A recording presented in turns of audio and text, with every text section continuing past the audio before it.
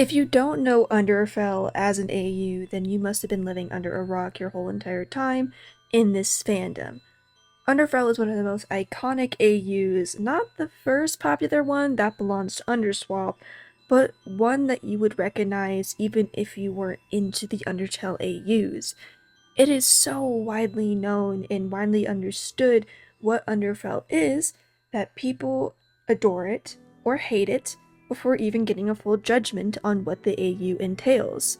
That's just how it is in fandom life. Underfell was first created not even as an AU, but as a creepy drawing of Toriel in slightly different clothing that was posted on Twitter by Underfella, or Vic as I'll be calling them, since it can get a little confusing with Underfella and Underfell. From there, the fandom latched onto this drawing, and Vic made a whole entire AU centered around it, and thusly, it became loved by the fandom. However, there was a slight problem. Something that had been following Underfell since its creation, and still even now. However, it wasn't Vic's fault. It was the very fandom that claimed to love it so much. Howdy, I'm Rosa, and if you couldn't tell by the intro or the title, I will be talking about Underfell and the miscommunications and misunderstandings of what Underfell's canon story is, and how the fandom tends to view it in a very negative light with this misinformation. I want to start off by saying that my videos are never straight up logical, though I will be using evidence from both Underfell canon and Vic themselves. I'm also going to be stating my opinion a lot. Though I will be stating facts, basically I will also be stating a lot of opinions about Underfell. I also want to say that Underfell was originally made to be community owned. The Underfell back in the day that was first created didn't even really have a story, and the old blog was actually deleted. Nowadays, it does have a real story. It started off as a meme AU and was community owned, and it's still community owned, but Vic does have ideas for Underfell and is the last remaining creator of the original Underfell designs and story. So with that said, if you still want to view Underfell in the original light of it just being edgy, evil monsters, that's completely fine. It's community owned and you can do whatever you like with the actual content. However, I do want to shed light on the original story, and also bring attention to the common misconceptions of Underfell that caused a lot of people to hate it and think it's just edgy Undertale. It is, but it's a lot more than that. I also want to credit bonezone.jpg, otherwise known as Aki or Prince, one of my very good friends, for letting me use their document about Underfell that is listed with a bunch of information and links of original sources of Underfell's story. It was approved by Vic themselves, so if anyone wants to read the doc, it'll be in the description, so I highly suggest looking at it if you want reliable content. And I also highly suggest that you follow my friend Aki. He is very talented with his art, and he's a great person, and I love him very much. Thank you very much, Aki, for letting me use your doc as evidence and as a good source of information. A lot of common misconceptions are centered around the brothers, but I'm not just going to be talking about them. I'm going to be talking about the AU and the world building in general, and helping people understand what they got wrong about the original Underfell. So, Underfell, the monsters that we know and love, were not always evil. When they were on the surface, they were as kind as the regular Undertale monsters. However, when sealed underground, instead of turning to love and compassion to your neighbor, they turned to fear and hatred. This was further fueled by their king, Asgore, and for those who don't know, Asgore is the main villain in Underfell. It's not Papyrus, it's not even Sans, it is Asgore. A lot of misconceptions in the Underfell community is that Papyrus is the main villain, because people think that the AU is centered around Sans and Papyrus. In the past, because it was community owned, the only content was primarily made about these two, but they're not the center focus. Frisk is still the main character, although a lot different from the original counterpart of Frisk that we know and interpret throughout their dialogue going through the pacifist and genocide timelines. Asgore was cruel before the flower incident even happened, and it actually contributed to what the flower incident really was, because it wasn't on purpose. At least, not for Kara. A lot of people assume that the flower incident still happened with the original plan. Kara wanted to eat the flowers so Azrael could absorb their soul and they could go on the surface and free the monsters by getting the human souls. That did not happen in Underfell. Asgore was very welcoming to Kara at first. However, over time they slowly began to hate Kara, and so he poisoned them with the flowers instead. When Kara was dying, their last wish to Azrael, who had been pretty cruel and rude to Kara up until this point, was that they could see the golden flowers of their village one last time.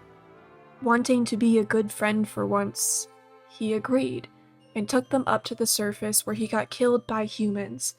When he came back and Asgore and Toriel saw what happened, Asgore fully submitted to his hatred for humans and monsters alike. Meanwhile, Toriel ran away in grief, knowing she had failed Kara and also Azrael too.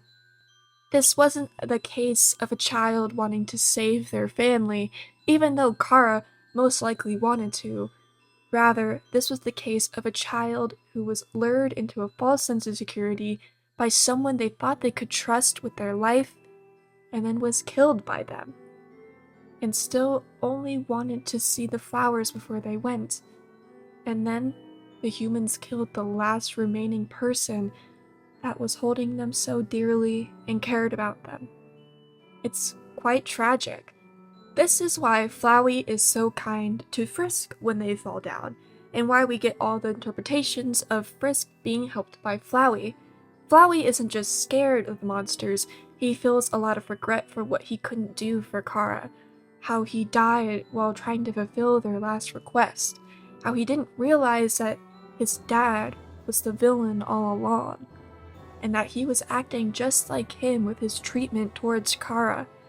So, in order to rectify that, he tries to protect Frisk with everything in him, because Frisk still reminds him of his best friend.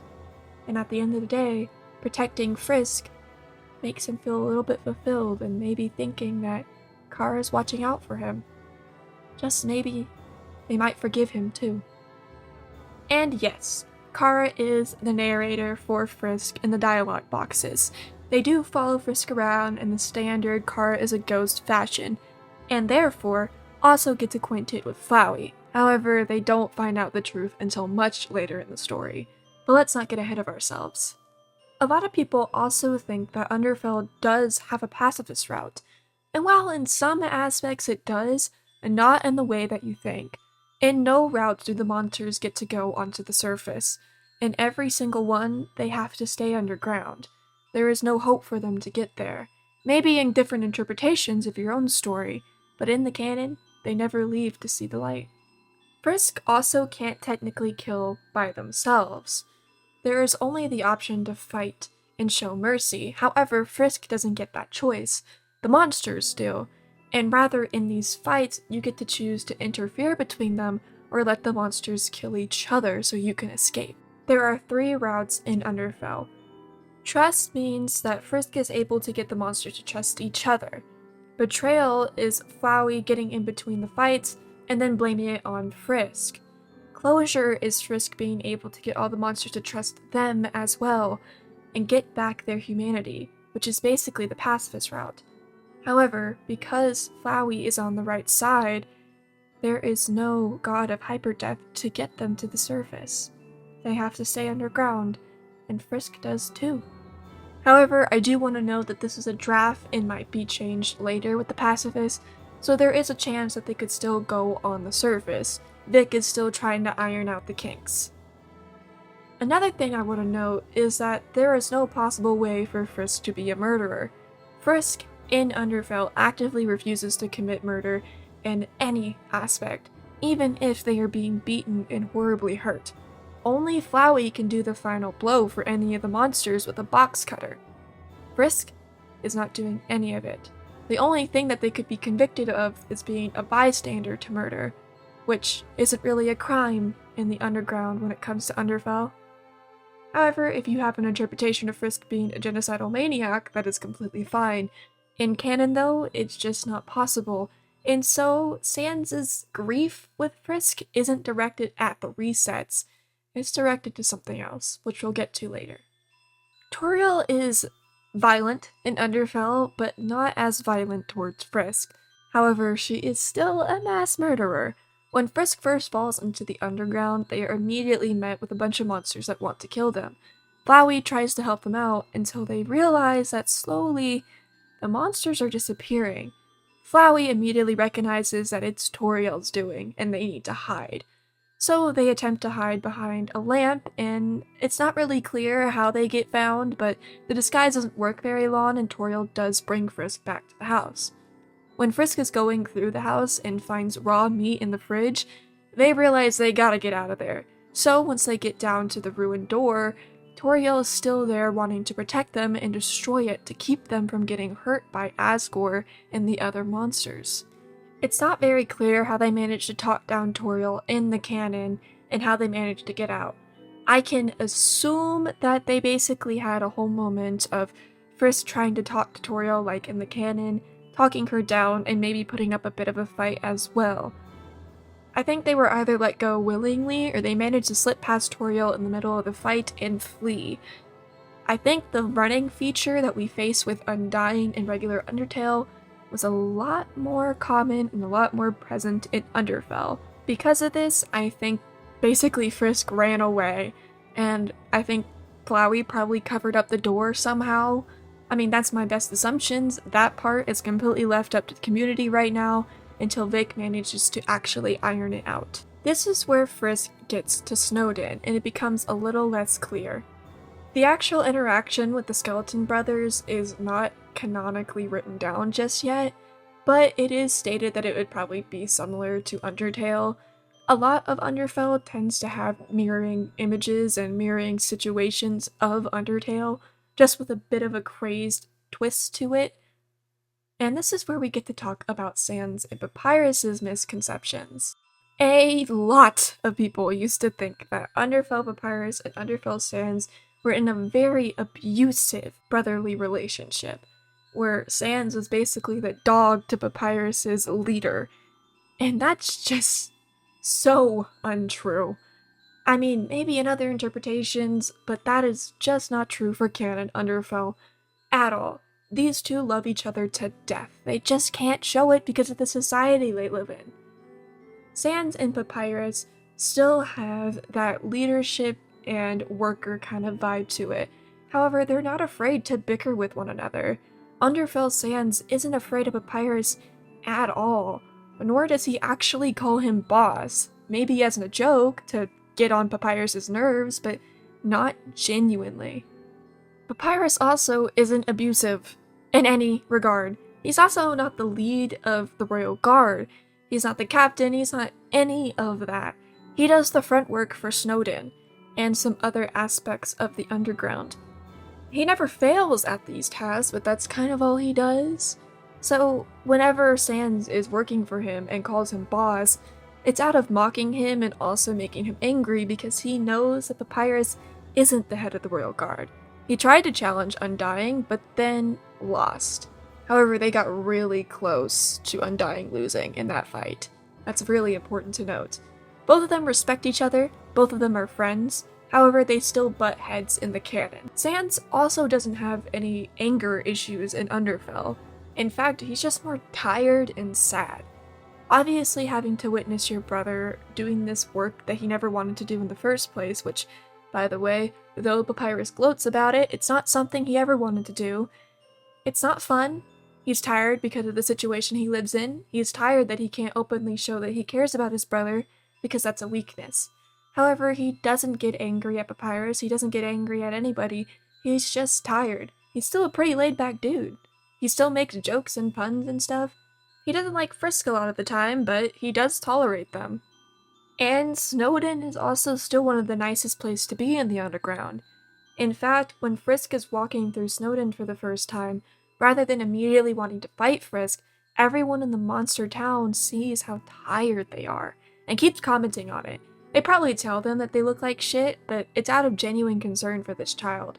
When Frisk gets into the inn to find a place to sleep at night, the innkeeper lets them sleep in there for free.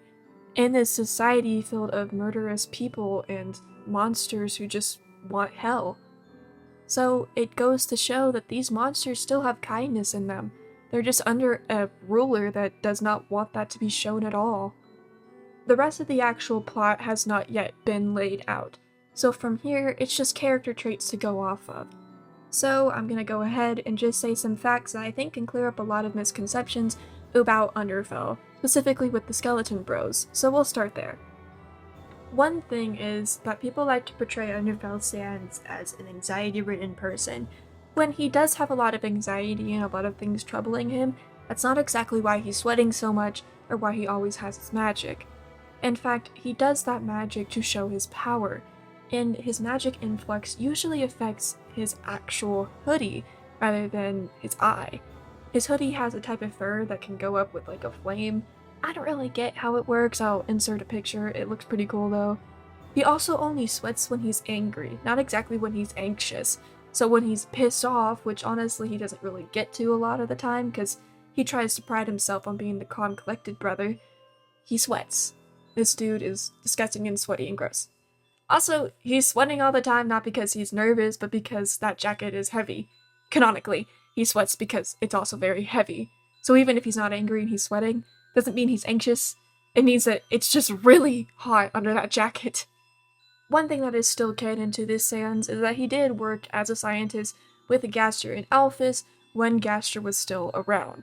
We don't know much information about that time of his life, we just know that it happened, and in fact we don't know a lot about Gaster in general in the AU just yet. Papyrus also doesn't make spaghetti, he makes lasagna. And he also likes evil puns. He will not understand any other joke that is not evil, canonically. Papyrus also got his scar from Asgore. We don't know the specifics as to why Sans was called in to see Asgore, but we do know that Sans' head was about to be crushed by Asgore for some apparent disagreement or disobedience. Papyrus stepped in just in time, and because he was so fast and showed so much bravery, Asgore wanted him to work in the Royal Guard. However, as a display of what will happen if you do this disobedience, Asgore carved a scar into Papyrus's face. Papyrus got his scar from protecting his brother. So any abuse allegations against Papyrus needs to stop. That Papyrus loves his brother. Maybe other Papyruses don't, but Underfell sure does, and we need to stop this. One thing that is still canon though is that Papyrus has killed monsters. He feels great remorse about it, but he has done so, and Sans has as well. In fact, almost all the monsters have killed monsters. If you haven't, you're likely a child. He also respects Undying a lot, which is the only reason why he still works for Asgore, even though he hates him. He also hates wearing his Royal Guard outfit, and he doesn't like cursing. Overall, Papyrus is not a bad guy. He does what he has to protect his brother and to help the monsters around him. He takes great pride in his work because he thinks he can protect the people that he loves and cares about. And he loves his town people, he loves the people that he serves, and he loves his brother. He doesn't want to hurt Frisk, even if he has to, and he doesn't want to hurt any monster that he is commanded to. It's a dog-eat-dog world out there, and Papyrus is one of those that fallen victim to it. So, are the Skeleton Brothers unhealthy? Probably, but not in the abusive way. They probably don't talk about their problems a lot, and they probably have a lot of disagreements, but that doesn't necessarily mean that they're toxic for one another. They're brothers, they're family. You're not going to get along with your sibling all the time, especially if you don't have your father or parental guidance to help you.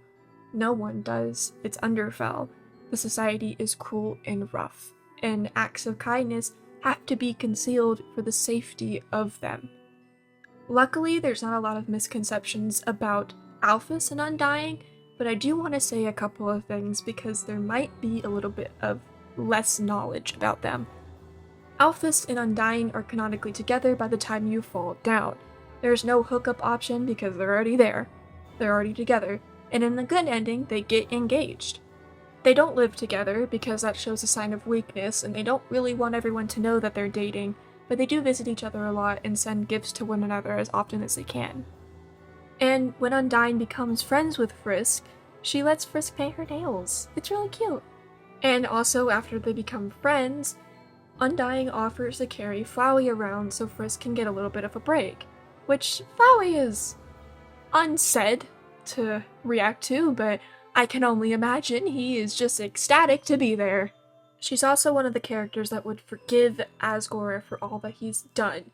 It's not very clear about what their relationship is like and how she joined the Royal Guard, but I can only imagine that she still looks up to him in some regard. She also has the mercy levels of Asgore, which isn't very good.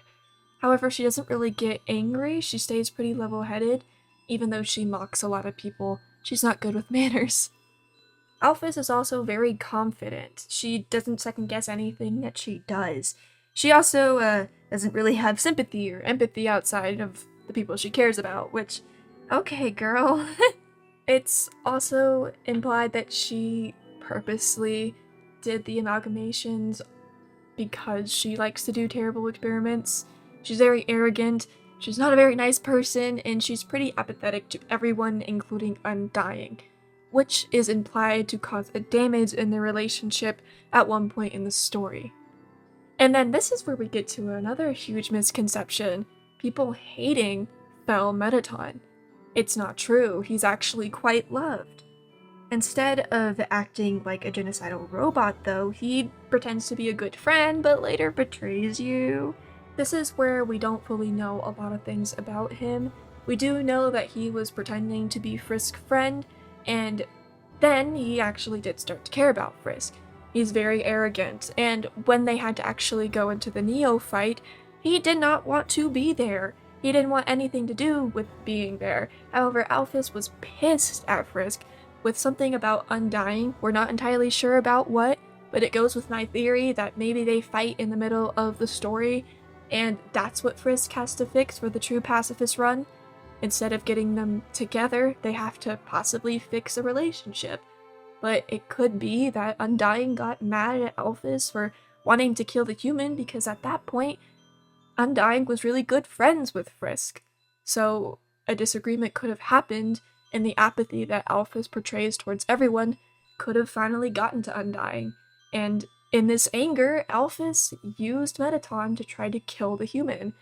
It doesn't work, obviously, and so Frisk moves on to the end of the Underground. We're not entirely sure canonically how the Judgment Hall goes. A lot of people like to make the interpretation that Sans fights Frisk because he wants to prove to them that fighting is the only answer. I do think this could align with the Sans that we have uncovered in this video, however, I can't say this is canon because we do not know. It's the most common interpretation that I've seen, and I do think it should probably be canon, but I don't know, it's a big story. I like it, I'm making an animatic about it. We also don't know canonically how the conversation with Asgore goes. We don't really know how the ending happens at all.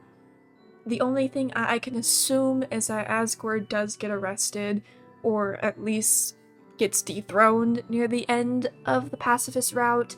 I don't know who takes over, possibly Toriel, but again, these are all just theories. It's based on the canon facts, but I'm not entirely certain that this is going to be how it happens. Who knows what's going to happen? Asgore might remain king. I don't think so, because he's the villain, but we will see. I do also want to add quickly that Gaster has little information on him, but we do know that he was the last hope to getting out, and he was always seen as mad and kooky, but he was just traumatized for what happened in the war. From that, we don't really know what else. I'm not entirely certain that he's Sans and Papyrus's dad. There is some stuff I didn't mention, like little fun facts and art that I probably didn't get to pull up. That's for you to go read the document about. But I hope at least that cleared up a little bit more about the canon facts of Underfell. And now we get into more of my opinion. What the fandom did to Underfell. When Underfell was community owned, a lot of people just made it as a meme AU, which is what it was designed for. But the original blog was deleted for a reason. The hate sent the blog's way, and the hatred towards all the creators of it, mainly because a lot of weirdos were making weird content of the AU. I'm not going to get into a pro-ship / anti-debate here, but I will say that both sides were causing harassment, no matter how you look at it. Antis did not want Underfell to be having this gross content in it, even though this was never canon in the original AU, and it never will be. And then pros wanted it to be, and was confused when it wasn't, because that's what they thought the AU was about. There's a lot of confusion on all sides with a lot of weird content being made. I mean, stuff like this was the reason why Popcorn Prince, the creator of Underswap, left the fandom, because of the weird stuff that was being made of their AU. They got uncomfortable and had to leave for their own mental health. And they didn't just give up their AU, they had to because they were basically running away.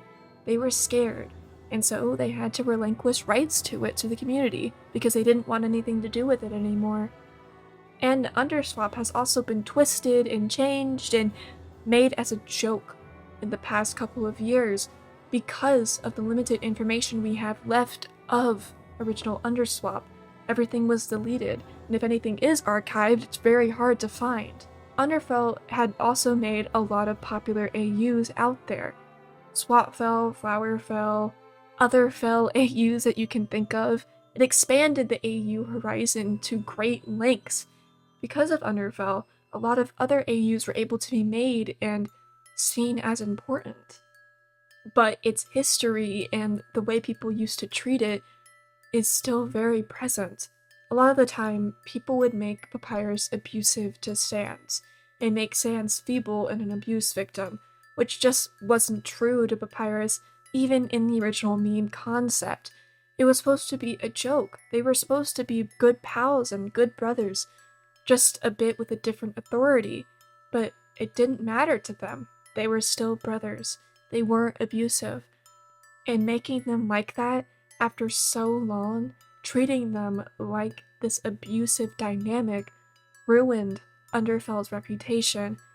A lot of the time, people also thought that Underfell was just edgy Underfell, when in fact it has a great message of finding your humanity back after being lost for so long. Underfell is a story about hatred consuming a person, but seeing the light through another person who is kind. Seeing that kindness is the answer after everything that's bad that happened. That you can grieve and mourn your loss of home, people, lives, but turning to hatred is not the way. That's not the solution. Finding a chance to love again is the solution. In fact, I think Underfell's story is a lot more similar to Steven Universe than anything.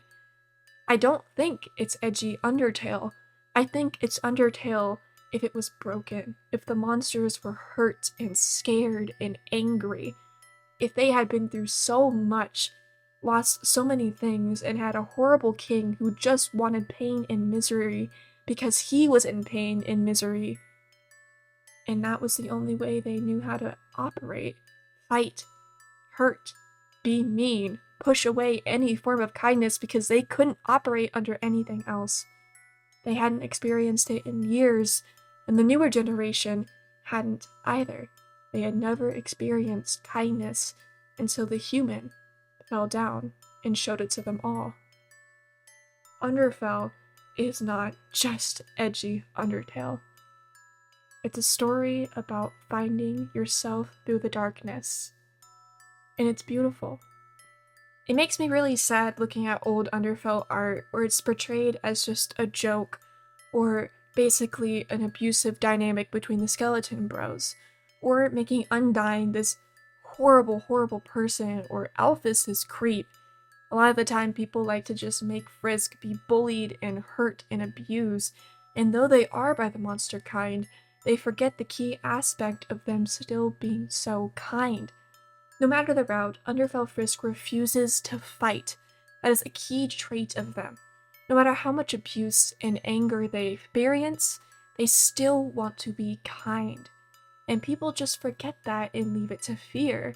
Yes, Frisk is tired, but they're still determined.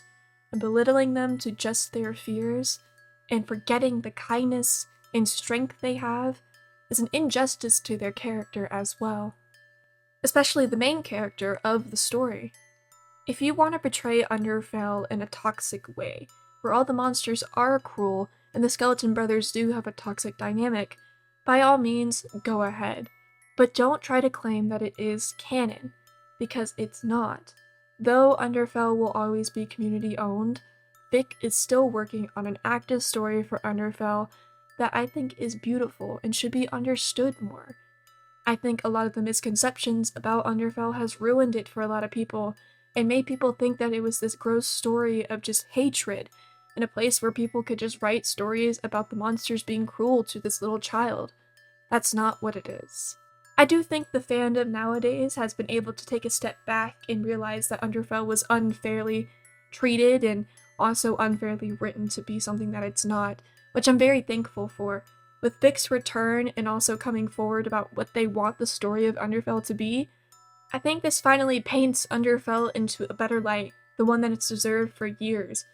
One that people have been searching for but couldn't find amidst all the fan art and the fanfics that were out there.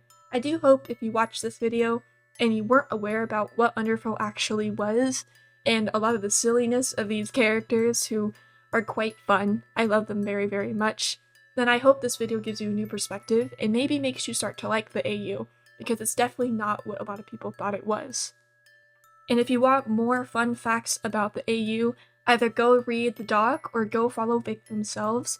They still actively post about Underfell, I'm pretty sure, and it's really fun getting to see whatever they come up with their story. I once again want to thank Aki for letting me use this doc. It was very insightful and helped me with this video a lot.